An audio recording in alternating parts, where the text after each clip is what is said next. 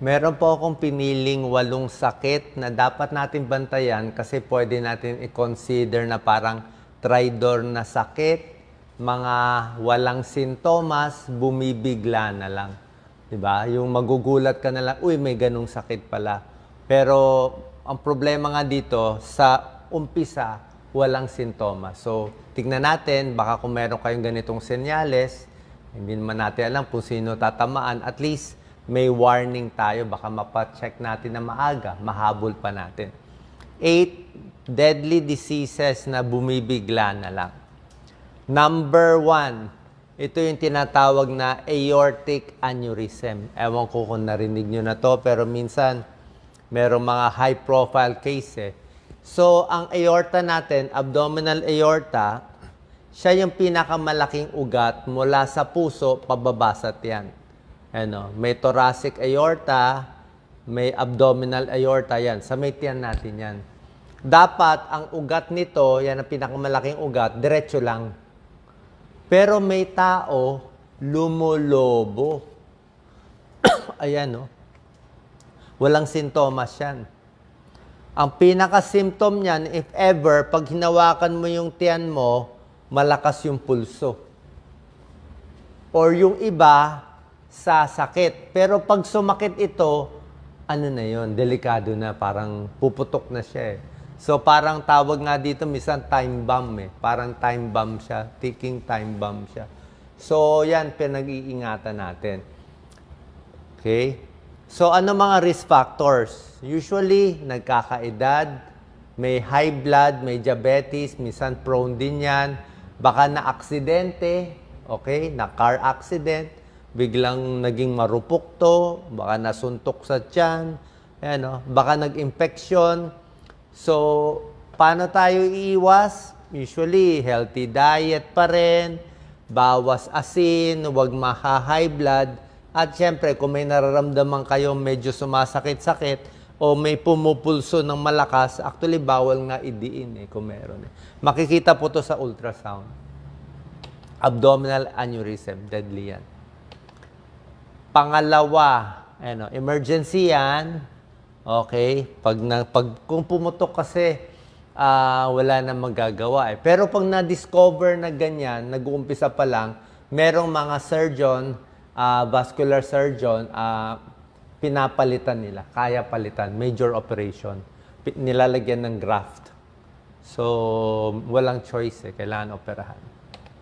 Number 2, na deadly disease na talagang bumibigla. Ito, narinig nyo siguro to. Aneurysm din, pero sa utak naman, sa brain. Ito maliit. Maliit na brain aneurysm. Maliit siya pero deadly. Yung kanina pinakita ko malaki sa tiyan. Mga 4 cm yung mga ganyan, malaki. Itong brain aneurysm, lagi ito napapabalita. Maraming artista na bigla na lang sumakit ang ulo. Pagsakit ng ulo, bigla na lang nawala, namatay yung pasyente kasi pumutok nga ito. So, bakit may taong may brain aneurysm? Ang problema nga dito, namamana. Minsan, di mo lang alam, basta namamana lang. Okay? So, sa umpisa, kung meron man tayo, hindi natin malalaman, di ba? Malalaman mo lang later on, siguro pag tumatanda, pag nai-stress, pag naha-high blood, tumataas ang pressure, okay? Oras na magkaroon na kasi ng sintomas itong brain aneurysm, baka late na eh. Yun ang problema nga. Kaya nga mga tridor na sakit eh. Makakaramdam ka lang kung napupunit na, kung nagli-leak na siya, kung may dugo na lumalabas, doon pa lang sasakit ang ulo, lalabo ang mata, iba nagkukumbulsyon, nagsusuka, pag may dugo na, di ba, bigla eh. Dapat habang konti pa lang, nag-uumpisa pa lang, let's say may headache ka na paulit-ulit na parang ibang hindi ka sure, di ba, na papacheck sa neurologist, brain specialist. So minsan na MRI, CT scan, minsan nahuhuli, nakikita. Okay? So, risk factors nito, namamana eh. Paano natin kung meron kayong lahi, may kamag-anak kayo na biglang sumakit ang ulo, dumugo dito sa ulo, tapos bata pang edad, hindi siya ordinary stroke eh. Lalo na to sa mga batang edad, usually itong aneurysm. Risk factor, syempre kung meron na nakalobo na ugat sa ulo, bawal high blood, control high blood, alak, sigarilyo, bawal, ayan o, smoking, drug abuse, kahit anong illegal na droga, hindi maganda, brain injury, lahat yun nakakadagdag. Number 3, na deadly disease, kasi nga wala ring sintomas, colon cancer. Usually, ang colon cancer, hindi mo mararamdaman. Ayan o. Stage 1, Stage 2, Stage 3, Stage 4. Hindi mo, kung maliit pa lang kasi yung cancer, walang symptom eh. 'Di ba? Wala naman siya unless talagang kung ganito kalaki. Pag ganito na kalaki yung bukol, Stage 3, Stage 4, ang dumi mo hindi na makakalabas maigi. Ang dumi mo manipis na. O pwede pag malaki na may dugo, minsan may dugo, pero hindi mo alam colon cancer ba o almoranas. Hindi ka sure eh. 'Di ba? Kailangan mo colonoscopy, hindi naman lahat nagpapa-colonoscopy. Medyo mahal din yung colonoscopy. Di ba? So, ang point is, hindi natin mamamalayan to, pagdasal lang na lang natin mahuli na maaga, pero meron namang prevention tips. Una-una, may lahi ba kayo ng cancer sa family? Meron ba nagka-colon cancer? So, kung meron, medyo aware ka, oops, ingat tayo. So, pag-initan na natin yung prevention tips, di ba? Bakit ba nagkakabukol? Ay baka sobra tayo sa taba, kumain. Okay? Kung very fatty ang kinakain mo, pwede rin magkabukol. Mas ayaw natin laging constipated, yung isang linggo, hindi pa dumudumi. Hindi naman proven yun na magiging risk factor. Pero mas gusto mo araw-araw dumudumi. O pag may dugo sa dumi, 'di ba? Mas maganda pa check kung almoranas ba o ito. Kadalasan naman almoranas ang cause ng pagdurugo pero hindi mo masabi. May testing din sa dumi for dugo. Smoking, isa pa, kulang ka sa gulay. Ang recommended nga para makaiwas sa colon cancer, 2 to 3 cups of vegetable, 3 tasang gulay araw-araw. Kasi pag maraming gulay, mas maganda ang dumi, nalalabas yung dumi sa katawan. Siyempre, iwas na rin sa mga pagkain duda natin. Mga laman loob, hindi natin sure mga laman loob. Masyado maraming processed food, hotdog, at inaaraw-araw itong mga processed meat, pwede ring mag-cause. Number 4, deadly disease, breast cancer. Sa babae naman. Ito talaga, lalo na sa Pilipinas, I'm sure may kamag-anak kayo, may breast cancer, may kakilala kayo. Sobrang dami nagkaka-breast cancer sa Pilipinas kumpara sa ibang bansa. Tayo parang one of the highest, i-check nyo. Parang 10% ganun kataas. Sa ibang bansa siguro mga 3% lang. So hindi natin alam bakit ang Pilipino ang dami nagkaka-breast cancer. Nasa pagkain ba? Nasa lahi ba? Nasa hangin ba? Palagay ko, there's something sa kinakain natin na, siyempre, mahalang gulay, mahalang prutas, puro na lang maalat, di ba? So, sa pagkain rin yan, eat healthy food, limit air pollution, smoking, maraming naninigarilyo, kulang sa exercise, overweight. Okay? So, oras na makakapa ng bukol sa breast, lalo na pag may edad, pero minsan walang edad, minsan 30 years old, 40 years old, di mo masabi. So, kailangan na-examine ng breast. Pag nakitang may bukol, pupunta tayo sa surgeon or OB-GYN ninyo para ma-check up. Pag nakita masamang bukol, tatanggalin agad. Basta tanggal agad. Oras na may nakapaka yung parang monggo, kahit kasing liit na monggo. Hanggang kilikili. Pag may nakapaka yung kulani, parang munggo. Kaya habang naliligo, kinakapa yung sa breast. Oras na may makapa, tanggalin. Yung iba, inihintay maging kasing laki ng parang tennis ball. na nagkanana na, lumabas na yung nana, nabutas na yung balat. Ang dami namin nakikitang ganon sa mga charity hospitals po. Okay? Ito, no choice. Kailangan tanggalin. Number 5, pag lalaki naman, prostate cancer. Ito, number 5 out of 8 ito ng mga deadly diseases. Ang prostate cancer, actually, medyo mas okay na cancer. Paano mas okay? Ito sa lalaki naman to. Sa prostate. Bakit siya mas maganda konti, di ba? Kasi usually mabagal siya.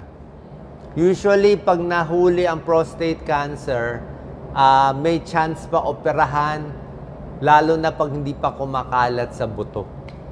Okay? Papa-ultrasound lang ng prostate. Ano sintomas? Minsan nga, tulad na sinabi ko, walang sintomas eh. May dugo sa ihi ng ihi, lahat naman pag may edad, ihi ng ihi, mahina ang ihi. Pwede rin kasi malaki lang yung prostate eh. Karamihan ng lalaki, above 50 years old, talagang mahirap umihi, malaki ang prostate. Pero kung malaki ba ang prostate o may prostate cancer, kailangan mo pa mapa-ultrasound para ma-check kung ano. Okay? Back pain, ito back pain, marami may back pain, baka masakit lang talaga likod. Pero yung prostate cancer ba kumalat sa buto kaya ng back pain, hindi natin masabi. Yan ang problema. So, papa-check up, ultrasound, pero karamihan naman sa atin, wala namang pera magpa-ultrasound every year. Ano ang risk factors? Ito sabi ng mga urologist. Okay, chinek ko rin. Sabi ng urologist, para hindi lumaki ang prostate, hindi magka-prostate cancer, iwas sa karne. Beef. Ayaw nila beef. Alam ko, masarap ang beef steak. Sa mayayaman, masarap ang steak. Pero bawas daw sa beef. Huwag daw araw-araw karne. Okay? High-fat foods, Okay? Mas prone. Okay? So, aging, nagkakaedad, may lahi, pero mainly sa pagkain, siyempre, yung ibang bisyo na rin, sigarilyo, alak, iwas na rin. Pagpipigil ng ihi, actually, walang connection. Yan, prostate cancer prevention. Actually, ito mga prevention para sa lahat, Effective to dito sa walong sakit. Do not smoke, tigil sigarilyo. Physically active, wag laging nakaupo. Healthy weight, ayan, ang daming gulay. 2.5 cups of gulay at prutas every day para mabawasan mo yung karne. Yun ang ayaw nila. Isda, manok, mas okay pa. Number 6, sama ko na, tridor na sakit. Siyempre, itong mga diabetes, parami ngayon. Dati, konti lang may diabetes. Ngayon, parang 10% na ba? Dati, parang 4% lang yan So, dahil sa kinakain natin, dahil sa fast food, dahil sa cellphone, lagi nakaupo, pataba ng pataba, at ang diabetes, syempre, maraming komplikasyon. Okay? Lagi nauuhaw, mataas ang blood sugar, di ba? Nilalanggam ang ihi, namamanhid ang paa, ihi ng ihi, pati high blood, laging gutom. Okay? Anong komplikasyon ng diabetes? Marami, syempre, sa mata, sa paa, sa puso, sa stroke, magkakasama na. Number 7, deadly disease. Bago lang to. Nung nag-umpisa lang ang cellphone. Di ba? Doon dumami. Nung nag-umpisa po social media. Nag-compare. Di ba? Mahirap. Lagi mo kinukumpara yung sarili mo sa ibang tao. Ba't siya mayaman? Ba't siya nakaka-abroad? Ba't siya pinagyayabang niya yung kotse niya, yung bahay niya? So, maraming nadidepress. Lalaki, babae, nadidepress. At dahil dito, pag depressed, baka naninigarilyo, umiinom ng alak, or may mangyayari. Di ba? Delikado ang depression. Batang-bata, pag meron ka na balita sa social media, wala pang edad, 30 years old, biglang pumanaw, titignan mo yung bakit ano nangyari, kadalasan depression. Sarili mong isip ang kalaban. Yan ang kalaban na Depression symptoms. Yan, laging malungkot, withdrawal from family, walang energy, nag-iisip ng masama, parang may parang may bumubulong na masama pero wala ka naman naririnig. Di ba? Minsan may ganun. Parang minsan meron tayong conscience na masama. Parang, mahina ka, hindi mo kaya to, galit sa'yo lahat. Lalo na pag nababash maigi, di ba? Maraming ganyan eh. So, kailangan matigas yung utak mo. Dapat confident ka sa sarili mo, alam mo ginagawa mo, wala kang pakialam ano sabihin ng ibang tao. Kasi nga, hindi naman nila alam eh. Basta nasa social media ka, mababash ka. Kahit gaano kakabait. Maniwala po kayo. Kahit wala kayong kasalanan, gaano kakabait, basta nakita nila na mas marami kang followers, pag-iinitan ka talaga. Oo. Ganon talaga yun. Kasali yun sa laro. Kasi nga, nandun lahat eh. Di ba? Nag-iinggitan lahat. Number 8, last na deadly disease, Stridor, high blood. Maraming may high blood, hindi nila alam high blood sila. Di ba? Sabi nila, masakit lang ulo ko. Pero pag chinek mo blood pressure, 160, 180. Di ba? Kailan kayo huling nagpa-check na blood pressure? Pag laging may high blood, delikado, pwede ma-heart attack, pwede ma-stroke anytime, hirap yung puso, ayan, pwede mag-heart failure. Ano gagawin? Pa-check ang BP kung kailangan uminom ng gamot, bawas alat, healthy foods, sigarilyo, alak. Yan, no? Huwag magpapataba para hindi magka-cholesterol. Regular exercise. At nakita ko tong slide cute eh. Ano daw ang the best doctor? Siyempre, kung meron kayong naramdaman, papacheck kayo sa doktor. Pero ang best doctors daw, tubig. O, di ba, lagi ko sinabi sa inyo, 8 to 10 glasses of water or fluid in a day, maganda. Ito, magpapasalamat sa blessings, di ba? Dapat, ang tingin mo dapat sa baso mo, laging puno, lagi kang happy. Umaga pa lang, i-brainwash mo na sarili mo na masaya ako sa araw na to.